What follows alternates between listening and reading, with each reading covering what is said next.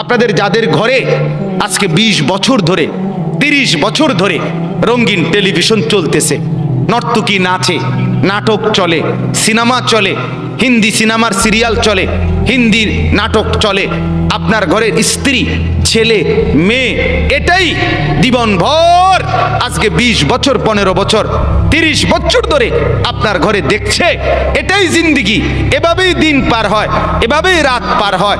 আপনার চেহারায় এটা যে একটা গুনাহ, এটা যে কবিরা গুনাহ, নাটক দেখা, সিনেমা দেখা, নর্তকী দেখা, নাচ দেখা, গান দেখা, উলঙ্গ ছবি দেখা, অর্ধ উলঙ্গ নাচ দেখা, এটা যে গুনাহ, এটা যে পাপ, এটা যে জাহান্নাম, এটা যে আগুন, এই অনুশোচনা না আপনার চেহারায় আছে, না কপালে আছে, না চোখে আছে, না লজ্জা আছে, না অনুভূতি আছে, না বিবেক আছে। আপনার গন্তব্য কোথায়? আপনি আমারে বলেন বাপ, আপনি কোন দিকে হাঁটছেন? আপনি যাচ্ছেন কোন দিকে? আপনার খোদা কে বলেন আপনি?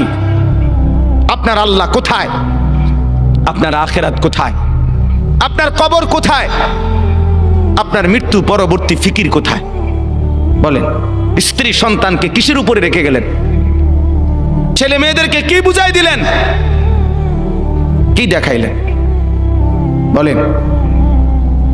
আমার বাপ, আপনি ফিকির করেন, এক একটা গুনাহকে কত লম্বা করছেন, কতদিন ধরে চালাচ্ছেন। এটাই তো প্রমাণ করে আপনার মনের খেয়াল খুশি, আপনার পছন্দ অপছন্দ আপনার মনের, এটাই আপনার খোদা।